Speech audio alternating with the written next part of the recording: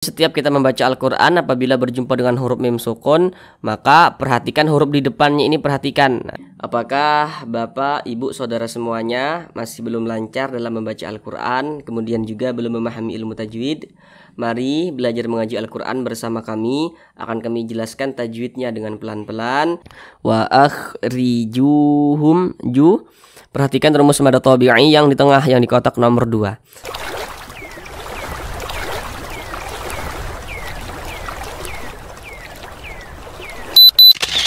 Assalamualaikum warahmatullahi wabarakatuh. Apakah Bapak, Ibu, Saudara semuanya masih belum lancar dalam membaca Al-Quran, kemudian juga belum memahami ilmu tajwid? Mari belajar mengaji Al-Quran bersama kami. Akan kami jelaskan tajwidnya dengan pelan-pelan, sehingga insya Allah Bapak, Ibu, Saudara semuanya, bagi yang belum lancar dalam membaca Al-Quran bisa segera lancar, kemudian juga insya Allah bisa langsung memahami ilmu tajwidnya dengan mudah. Namun sebelum itu kami doakan terlebih dahulu semoga Bapak Ibu Saudara semuanya senantiasa dalam keadaan sehat, dipermudah segala urusannya, dikabulkan segala hajatnya, dan senantiasa dilancarkan rezekinya oleh Allah Subhanahu wa taala. Amin amin ya rabbal alamin. Baik, langsung kita mulai belajar mengaji Al-Qur'annya. Kita kali ini akan belajar mengaji Al-Quran dengan penjelasan tajwidnya yang pelan-pelan, yakni pada surah Al-Baqarah ayat 191. Akan tetapi ayat 191 ini ayatnya itu lumayan panjang, jadi supaya durasinya itu tidak terlalu lama, maka di surah Al-Baqarah ayat 191 ini kita bagi menjadi 2 bagian. Nah, jadi ini kita masuk kepada bagian yang pertama. Jadi di bagian yang pertama ini akan kita pelajari dari waqtuluhum sampai minal qatl. Nah, sampai sini ya. Baik, sekarang akan kami bacakan terlebih dahulu dengan pelan-pelan. A'udzu billahi minasy syaithanir rajim. Bismillahirrahmanirrahim. Waqtuluhum haitsu thaqiftumuhum wa akhrijuhum min haitsu akhrajukum wal fitnatu ashaddu minal qatl. Baik, sekarang kita bahas tajwidnya dengan pelan-pelan. Namun sebelum itu ada beberapa hal yang kami sampaikan di awal supaya untuk mempermudah saudara dalam belajar tajwidnya. Yang pertama, kalau nanti kami katakan huruf bagian belakang atau huruf sebelumnya, nah berarti yang di sebelah sini ya, yang di sebelah sini ya. Kalau huruf belakang itu dari yang sebelah sini ya. Kalau nanti kami katakan huruf di depannya atau huruf setelahnya berarti bagian sebelah sini. Nah, seperti itu. Nah, kemudian baris satu ke atas ini disebut juga dengan tanda baca fathah atau harokat fathah. Kalau seperti ini disebut juga dengan tanda baca dhammah atau harokat dhammah. Kalau baris satu ke bawah disebut juga dengan tanda baca kasrah atau harokat kasrah. Nah, kalau yang seperti ini, itu tanda huruf sukun. Nah, seperti itu. Baik, sekarang kita bahas tajwidnya dengan pelan-pelan. Yang pertama di sini waqtuluhum, di sini ada huruf qaf. Huruf qaf ini dia sukun. Nah, perhatikan di samping huruf qalqalah itu jumlahnya ada 5. Salah satunya adalah huruf qaf. Nah, jadi huruf tersebut apabila dia sukun maka cara bacanya itu dipantulkan.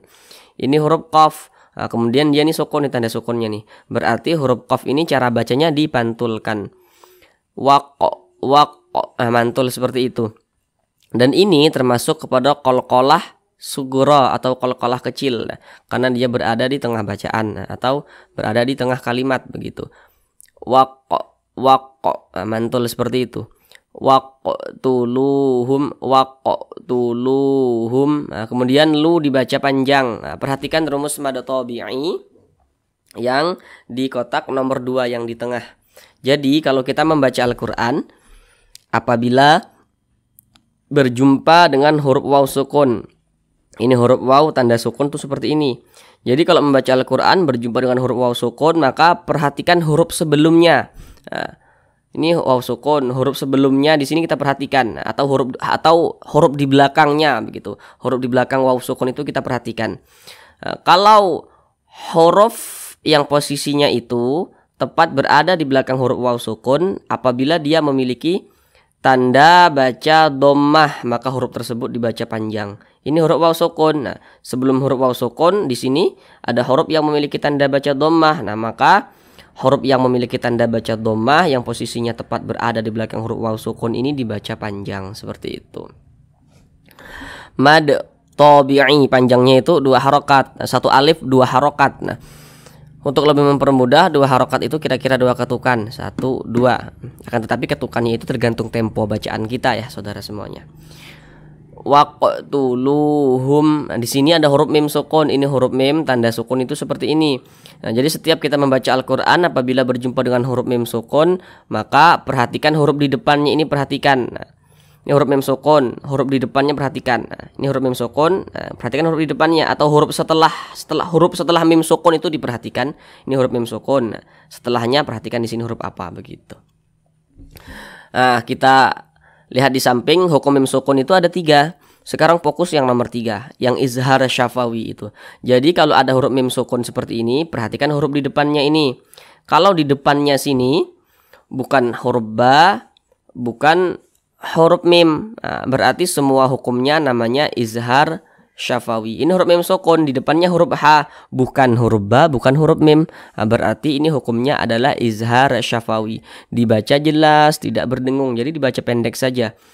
Waqtuluhum haitsu thaqiftumuhum. Jangan dibaca seperti ini. Waqtuluhum. Nah, jangan dipanjangkan seperti itu, salah. Jadi dibaca pendek saja. Nah, kemudian di sini ada huruf ya sukun. Ini huruf ya tanda sukun itu seperti ini. Kalau kita membaca Al-Quran berjumpa dengan huruf ya sukun, nah, kita perhatikan huruf sebelum ya sukun, nah, atau huruf di belakang ya sukun itu kita perhatikan. Apabila ada huruf ya sukun, di belakangnya ada huruf yang memiliki tanda baca fathah. Nah, maka huruf ya sukunnya ini adalah huruf lin. Nah, maka ketika kita membaca huruf lin yang terjadi pada huruf ya sukun, ya huruf ya sukun yang lin, maka berhati-hati ketika melafazkannya. Jangan sampai condong ke jangan kita baca haitsu thaqif, jangan tapi hai. Nah, itu perlu diperhatikan. Jangan nanti dibaca haitsu thaqif, jangan, tapi haitsu haitsu thaqiftumuhum. Nah, kemudian di sini ada huruf fa. Huruf fa ini dia sukun. Huruf fa itu ya ketika kita melafazkan huruf fa, itu ada udara yang mengalir ketika kita melafazkannya. Thaqif.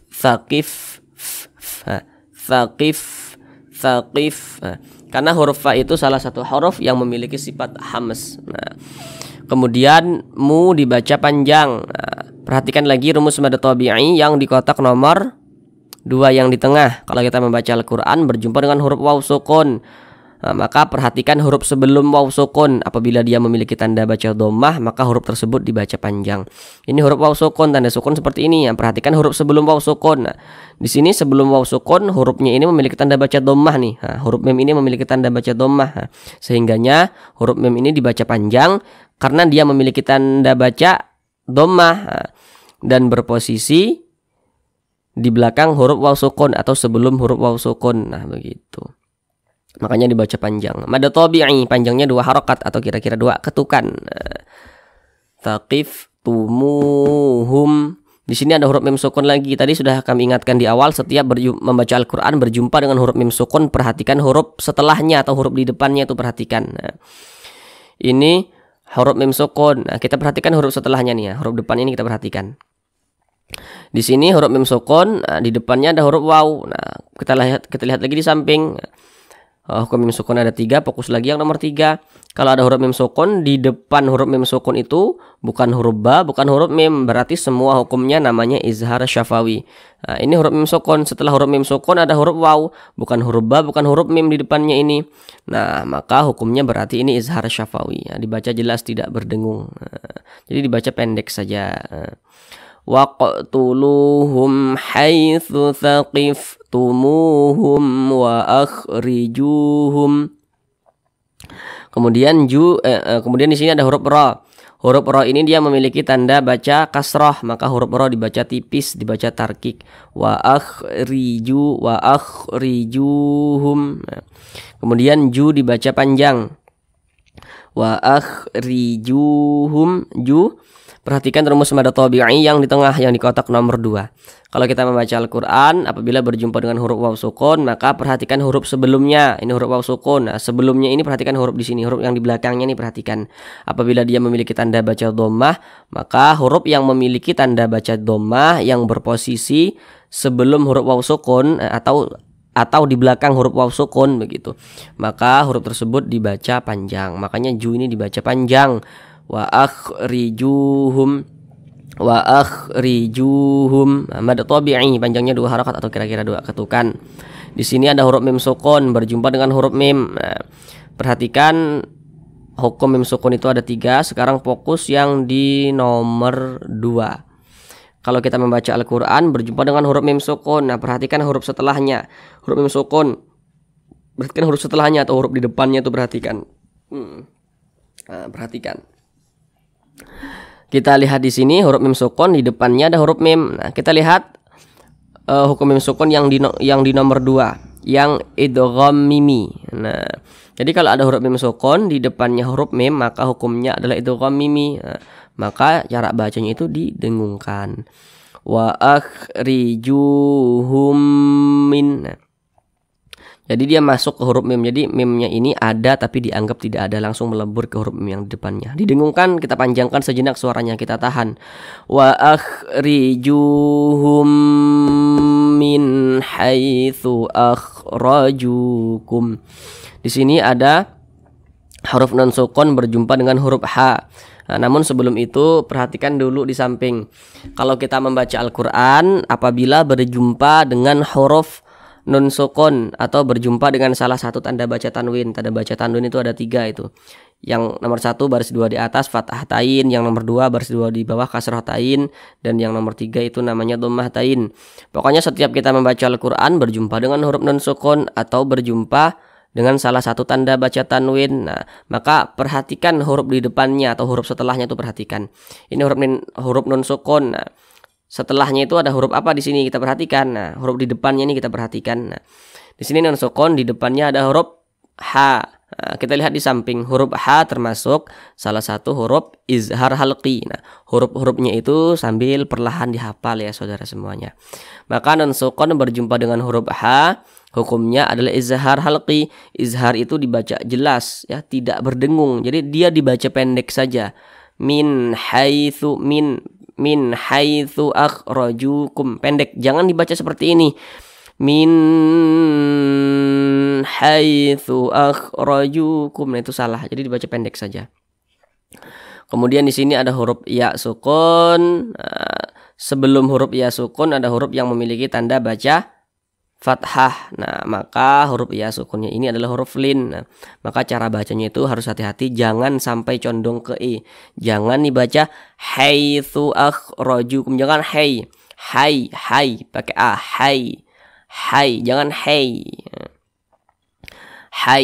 Haitsu akhrajukum. Nah, huruf ra yang memiliki tanda baca fathah, maka huruf ra dibaca tebal, dibaca tafkhim, sehingga pangkal lidah kita itu naik ke atas.